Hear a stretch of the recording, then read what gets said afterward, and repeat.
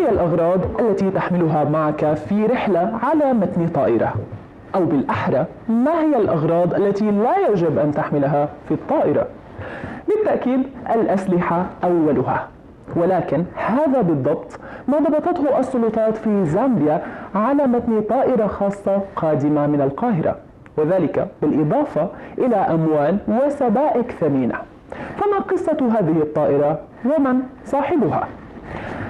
طبعا الطائرة الخاصة هبطت في مطار كينيث كاوندا الدولي في العاصمة لوساكا حوالي الساعة 7 مساء يوم الاثنين، فضبطتها السلطات، ومن بين المضبوطات مبالغ نقدية كبيرة تصل إلى 5.7 مليون دولار، بالإضافة إلى أسلحة وذخيرة تضم 5 مسدسات و126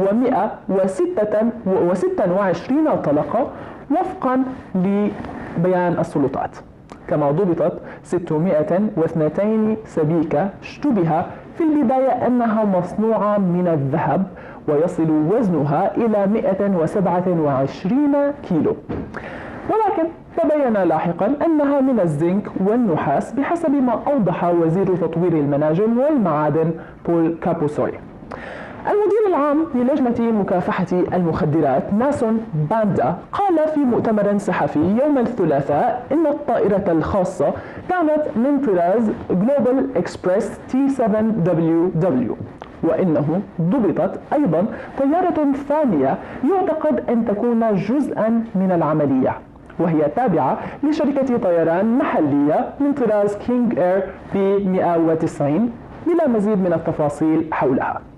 وفي المؤتمر أجاب باندا عن أسئلة بعض الصحفيين حول الدولة التي أقلعت منها الطائرة والمتورطين في العملية الذين احتجزتهم السلطات. كانت الطائرة قادمة من القاهرة ومتوجهة إلى زامبيا. وفقا لجدول مسارها كان من المفترض أن تعود الطائرة إلى مصر. هذه هي جميع المعلومات التي لدينا حتى الآن. جنسيات الأشخاص الذين تم احتجازهم لدينا هم 6 مصريين وإسباني وهولندي وشخص من جزيرة نيفيس، والمعلومات الأولية التي لدينا تشير إلى أنهم كانوا قادمين إلى زامبيا لإجراء بعض المعاملات التجارية. أثارت المعلومات التي نشرت حول هذه الطائرة تساؤل الكثيرين حول ما إذا كانت الطائرة مصرية أو مرت عبر القاهرة أي ترانزيت قبل أن تتوجه إلى زامبيا. الأمر المثير للاهتمام مشاهدينا أنه عند البحث عن رمز الطائرة T7WW الذي تحدث عنه باندا على موقع لتتبع حركة الطائرات لا تظهر الطائرة، ولكن عند البحث عن رمز T7WSS والذي كان مكتوبا على طائرة في أحد الفيديوهات التي تم نشرها ويقال إنها في زامبيا، يظهر إنها طائرة خاصة تابعة لجلوبال إكسبرس، وهو اسم الشركة التي ذكرتها السلطات في زامبيا وأنها مسجلة في جمهورية سان مارينو. هذا طبعا أثار التساؤلات حول الخطأ وإن كان مقصودا أم لا. طبعا الجدل لم يقتصر على زامبيا، ولكن لم يصدر أي بيان رسمي حتى اللحظة من السلطات المصرية حول الطائرة، إلا أن مصدرا مصريا قال لوكالة أنباء الشرق الأوسط إن الطائرة هبطت في مطار القاهرة ترانزيت. الطائرة خضعت للتفتيش والتأكد من استيفائها لكافة قواعد السلامة والأمن التي يتم تطبيقها على أعلى المستويات داخل كافة المطارات. أما بالنسبة لما أثير عن وجود طائرة أخرى تم احتجازها من قبل السلطات الزامبية، فإن هذه الطائرة لم تعبر الأجواء المصرية من الأساس. طبعا الغموض حول هذه الطائرة القادمة من مصر إلى زامبيا وأسباب وجود السبائك والأموال على متنها أثار شكوك وتساؤلات العديد من الناس.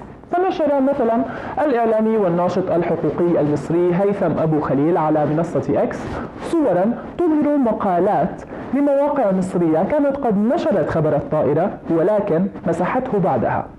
يقول هيثم: خبر نزل على كل المواقع المصرية، وفجأة جاء الأمر من السامسونج بحذف الخبر وظل في موقع سكاي نيوز فقط.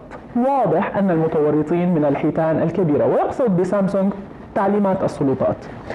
أما تيمو فكتب منشورا يتعجب فيه من التفاصيل في قصة الطائرة. يقول: إذا كانت زامبيا أعلنت عن الطائرة وأنها طائرة خاصة، فلماذا لم تعلن عن اسم صاحب الطائرة الخاصة أو اسم صاحبها أو اسم من كان على متنها؟ أما أخيرا فيقول: يبدو أن هذه لا أعلم إن كنت قرأت تغريدة تيمو، ولكنه يقول الطائرة نزلت ترانزيت في مطار القاهرة وتحركت على زامبيا وتم تفتيشها وما حدش شاف الدولارات والذهب والأسلحة والذخيرة.